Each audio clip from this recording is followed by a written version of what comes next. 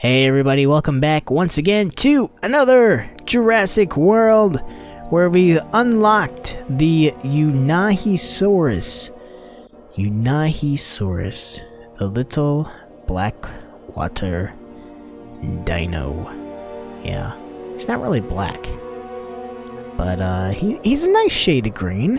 You know, I mean, like, he does have a little bit of that Brazilian spunk to him, don't you think? I mean, I can see him. He's getting his little dance down, right?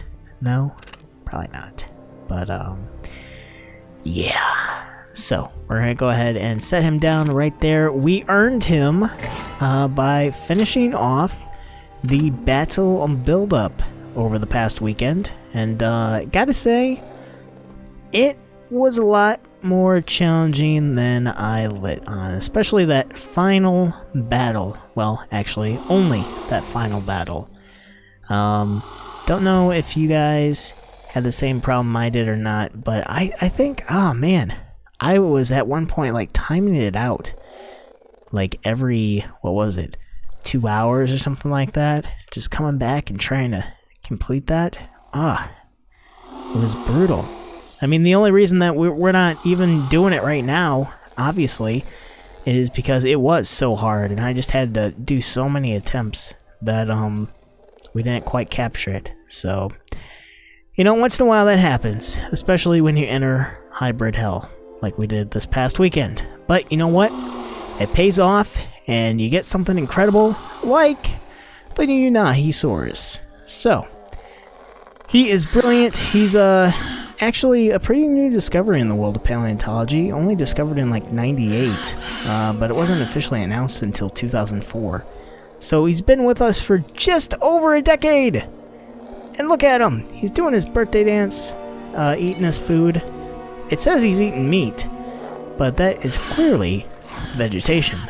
Don't know what that's about, because he is a herbivore, although he does have some rather sharp teeth. Honestly, look at his little pick at the bottom. Aren't those sharp? I mean, even when he opens his mouth, it looks like you can see sharp little teeth. Kind of reminds me of like an oviraptor or something, the way he's built, you know? But nevertheless, he is clearly eating plants. Honestly, every photo that I've seen of him, like scientifically devised, artistically rendered, has been like that of a giant sloth, kind of up against a prehistoric tree, kind of nibbing on little herbs and stuff like that. But yeah. So once in a while, let's find and see. Yeah, he is okay. He is a herbivore. I knew that. I just wanted to make sure because, like I said, it said that we were feeding him meat. But oh. That's what it is. God, what the hell am I thinking? Okay. See, you know, this is what happens when you play like Jurassic Park Builder for 3 years. You forget that Jurassic World, the meat and the plant vegetation is combined. I cannot believe that I did that. Oh well. You know, we all make mistakes, right? Somebody was like, oh, you stupid, you know? Yeah, apologies. You know, shoulder shrug. What are you gonna do? So, anyway, today we are doing something a little bit different. We are trying out something that I am proposing you all try, just out of curiosity, because we don't have any challenges going on. Our missions are kind of dead in the water. So let's see what we can do if we do something that I call the Classless Challenge. Okay, now I know what that sounds like. It makes it sound like you are classless. Well, we are not classics. We are just being innovative. We'll call it innovation at its finest, right? So what we're gonna do, we are going to take 3 of the best dinos of one class and pit them off against random foes, okay? So, we will start off with the pterosaurs and see where we can go from there. And the idea behind this is to see, out of the 4 class groups, how many battles you can win with all of one group. Okay? Now, you should try this yourself in your own game and tell me how you fare, because I'm sure that we are not going to do very well. That is the idea, to just kind of reinforce the idea of, like, you know, mixing up your battle opponents, because too many times I go into battles and I see people that I'm facing off against, and it's like they only have one of an entire team, and it's just like, come on, guy, you know, mix it up a little. So we're gonna see realistically how many battles we can win if we do this. So to start off, we have a team of all pterosaurs facing off against one herbivore, hopefully. Really? 2 herbivores? Come on, man. Alright, well, you know what? I have faith in this crew. They are a bunch of flapping flappers. I know that sounds a little horrible, but, yeah. You know what, Tempjar is doing pretty good. He's holding his own. He looks like he could, bring the thunder, so to speak, if he wanted to, but he's holding back, waiting for Stego to show his stuff. And we're just gonna put all that in reserves. It's pretty much like just building up our reserves is the only way we're even gonna win this battle. And we're not gonna win it by hitting a bunch of shields, that's for certain. So, Unai, man, can't wait to bring him in. It'll be very interesting to see how he fares in battle. I really didn't pay attention to his stats, so it'll be cool to see him join the crew here in a little bit. What do you think? Think we can bring down Stegoceratops? Oh! There we go! Oh, he knocked his head out right there on that railing. Man, that's harsh. That's harsh! Z, what are you doing? Oh, you're dying. You're dead. Fantastic. Our Pterodon. Oh, he's our last hope. First up in the Classless challenge. Can you bring home the bacon, so to speak? There's a good chance we can knock Pyro out. And we will. But can we take down that other herbivore? Prehistoric. You dirty little booger. Oh! I cannot believe that we got that. Alright, so we got 5. Can we take him down? Is the first battle going to be a victory? Oh! Yes! Oh! You are amazing, sir! So, we are 1-1 for the Classless challenge. Let's go ahead and find out, what do we get? Big DNA. Big DNA. Big DNA.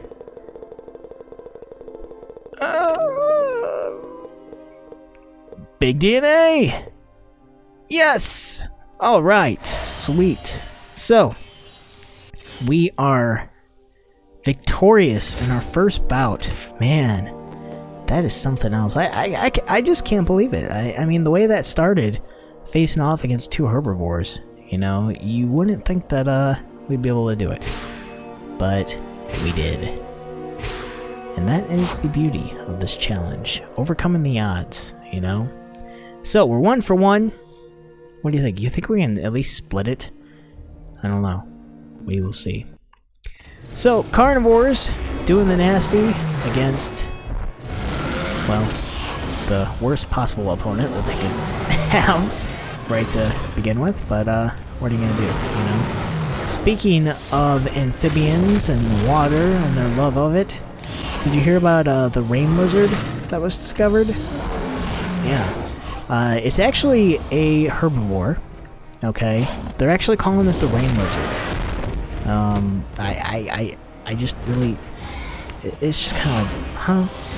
Really? The rain lizard?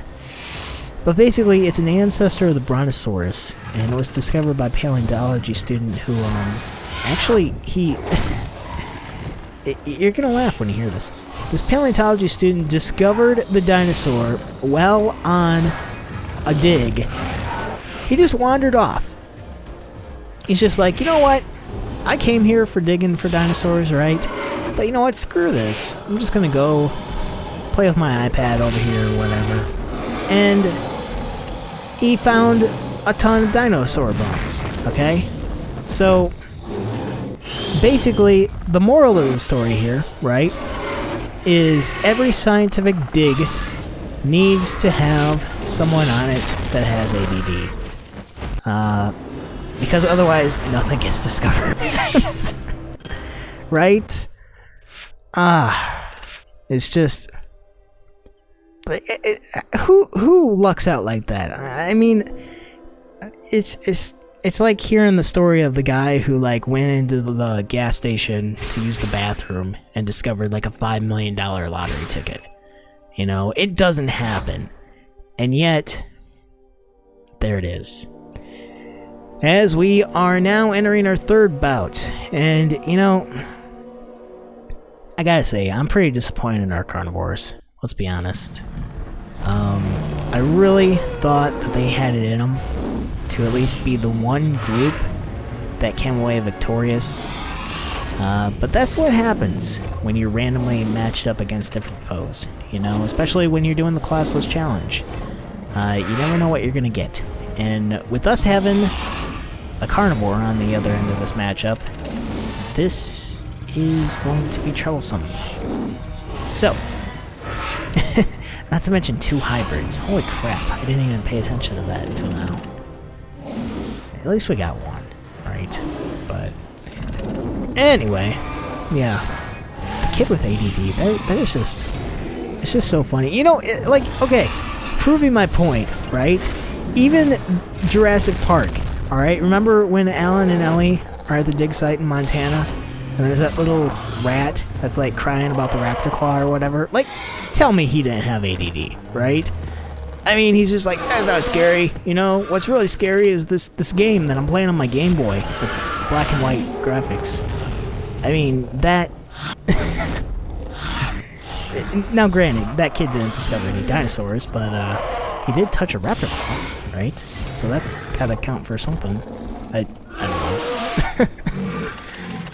Man, just...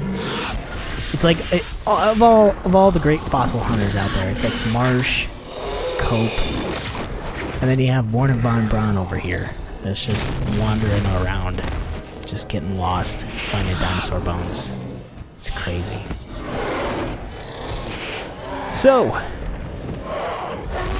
we have Black. Oh, he's dead. He's dead. Little Blackwater. He's gone. Unai. I weep for thee. So yeah, he put up a little bit of a battle. It wasn't the best, but he did do his job, right? Jeez. And we've lost. Phenomenal. Absolutely phenomenal. You know, I mean, I thought that we'd be able to pull it out. Just somehow we'd be able to manage it, but no. And now we are officially in the hole. We're 1 for 3. Below 500. That's not cool. And we have our last group to make the rounds. Dear God, you know? It's just, come on. Speaking of Germans, with a little von Braun reference, did you guys hear the one about the 2 dinos scrolling across the German beach? No, they weren't holding hands and galloping along. Germany's actually not the typical place that you think of when you think of like finding traces of dinosaurs, but actually, very recently, tracks of not 1, but 2 carnivore dinosaurs were discovered in the sand along the beach. And the best part about this, right, is that the tracks match nothing in the current fossil record. Nothing! Keep that in mind, alright? These prints are huge, and the impressions suggest that the animal itself weighed at least in weight for it, okay? Weighed at least 30 tons in weight. To put that into perspective, okay? Sue, the most complete T-Rex ever discovered, was only estimated to weigh around 9 tons. Spinosaurus was estimated to weigh at most 20 tons. So this thing that was strolling across the beach in Germany was bigger than Spino. Yeah. That is pretty damn impressive, to say the least. I mean, it's so cool that we have this mysterious creature lying in wait for us to discover it. And, I mean, you gotta wonder what's gonna happen when we do find it. How tall will it be? What will it look like? Who will it more commonly represent? These are the questions and more that we ask ourselves as we get defeated again! Ugh! The Classless Challenge. Unbelievable. Dumbest thing I think we've ever done in this channel. But, you know what? That proves why you have to use variety when you play these challenges, okay? That was the whole entire point of doing this. And, yeah, you know, so bottom line, use variety, otherwise you're only going to win like a quarter of the time, as we've successfully demonstrated.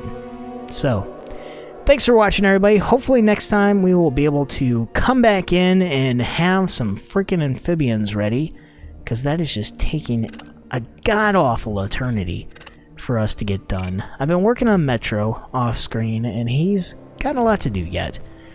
We also have a T-Rex in the hatchery right now. That's where some of our DNA is gone. So yeah, a lot going on, right, Spino? Yeah, he's like, I want to see my cousin! My big cousin! You never let me visit my family. So, thanks for watching, everybody, and we'll see you guys next time, here in Jurassic World. Bye.